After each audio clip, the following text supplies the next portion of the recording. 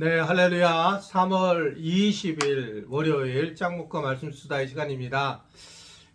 오늘은 특별히 저희 교회에 목회자들이 거의 100여 명이 오게 됩니다.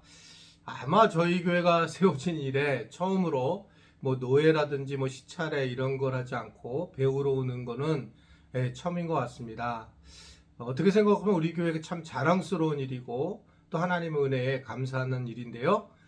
우리 지체들 오늘 말씀 수다를 듣는 분들은 모두 함께 좀 기도해 주셔서 또 오늘 하루 강의를 하고 또 우리 교회를 잘 나눌 수 있도록 하나님의 은혜를 잘 나눌 수 있도록 함께 해 주시면 감사하겠습니다. 오늘 우리에게 주시는 하나님의 말씀은 사무엘상 9장 15절부터 27절의 내용의 말씀입니다. 하나님 말씀을 보시겠습니다.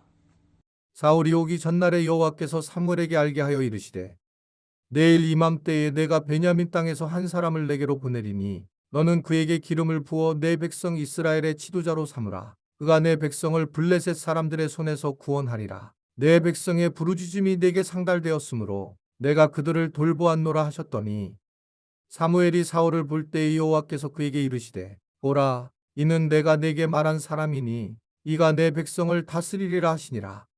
사울이 성문 안 사무엘에게 나아가 이르되 선견자의 집이 어디인지 청하건대 내게 가르치소서 하니 사무엘이 사울에게 대답하여 이르되 내가 선견자이니라. 너는 내 앞서 산당으로 올라가라. 너희가 오늘 나와 함께 먹을 것이요 아침에는 내가 너를 보내되 내 마음에 있는 것을 다 내게 말하리라. 사흘 전에 이른 내 암나귀들을 염려하지 말라. 찾았느니라. 온 이스라엘이 사모하는 자가 누구냐? 너와 내 아버지의 온 집이 아니냐 하는지라. 사울이 대답하여 이르되 나는 이스라엘 지파의 가장 작은 지파 베냐민 사람이 아니니이까. 또 나의 가족은 베냐민 지파 모든 가족 중에 가장 미약하지 아니하니이까. 당신이 어찌하여 내게 이같이 말씀하시나이까 하니 사무엘이 사울과 그의 사환을 인도하여 객실로 들어가서 청한 자 중 상석에 앉게 하였는데 객은 30명 가량이었더라. 사무엘이 요리인에게 이르되 내가 내게 주며 내게 두라고 말한 그 부분을 가져오라. 요리인이 넓적다리와 그것에 붙은 것을 가져다가 사울 앞에 놓는지라. 사무엘이 이르되 보라 이는 두었던 것이니 내 앞에 놓고 먹으라. 내가 백성을 청할 때부터 너를 위하여 이것을 두고 이때를 기다리게 하였느니라. 그날에 사울이 사무엘과 함께 먹으니라.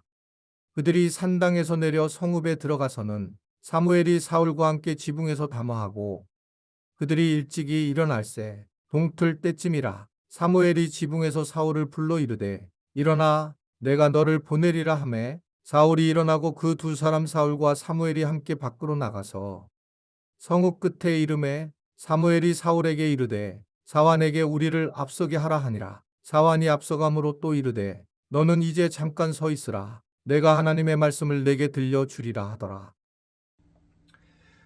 이제 오늘은 사무엘과 또 사울이 이제 만나는 장면으로 계속적으로 이제 금주는 사무엘과 사울과의 관계 이야기에 대한 내용이 나올 거라고 보여지고요.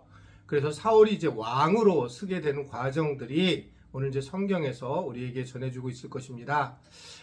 오늘 보면 사울이 아버지가 잃어버린 암나귀를 찾아러 갔다가 사환의 조언 그리고 물길로 온 소녀들의 안내를 통해서 이제 사무엘 선지자라고 하는 것을 만나게 되죠.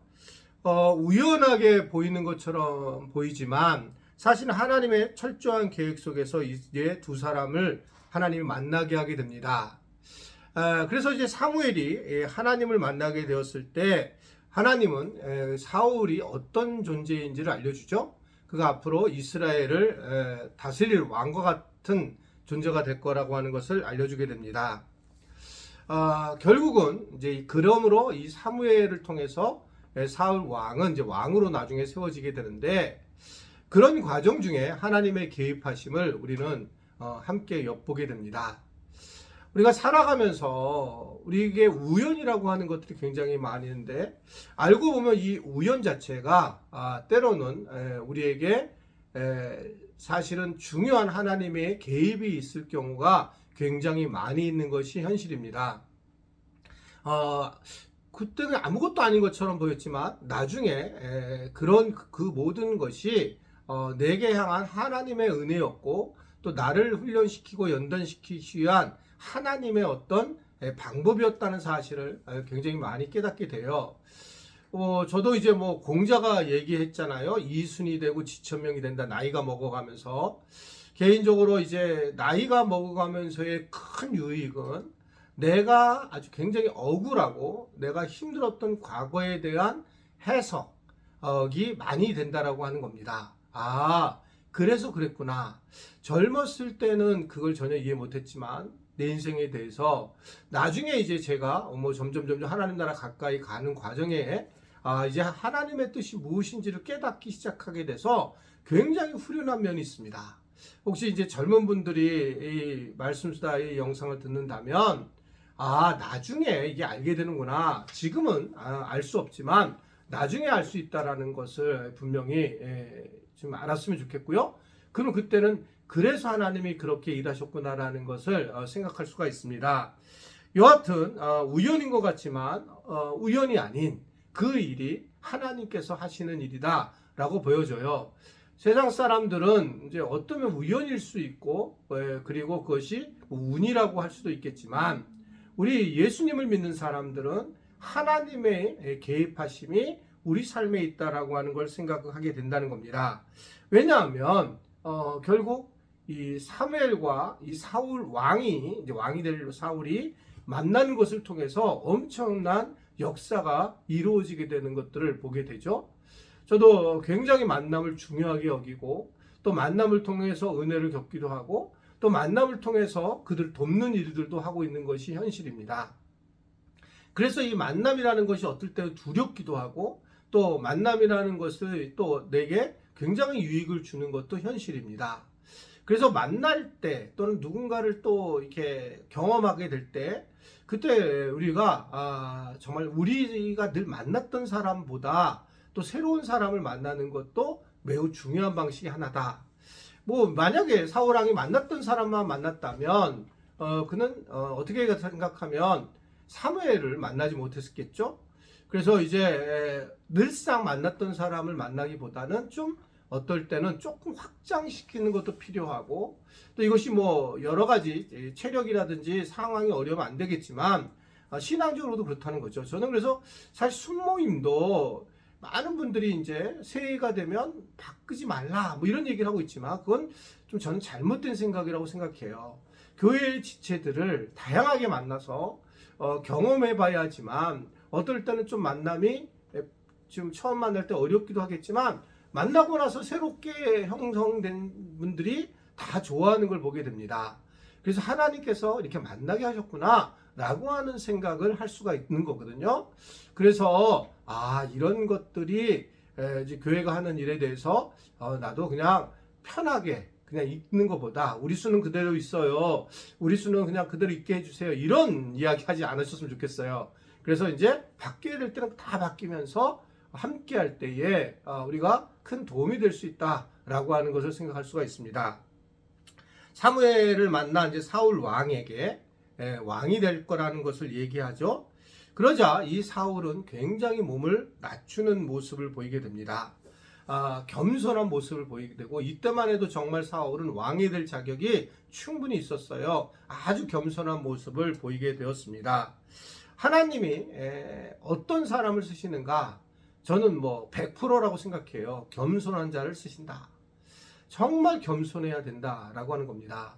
저도 가장 위험해지는 이제 어떤 나이와 환경이 이제 돼 가는데 자꾸 이제 많은 것을 알게 되면서 후배들을 가르치려고 하는 부분들도 있고 그럴 기회도 많이 갖게 되고 오늘도 가르치게 될 텐데 그럴 때마다 겸손한 것이 얼마나 중요한가를 생각하게 됩니다.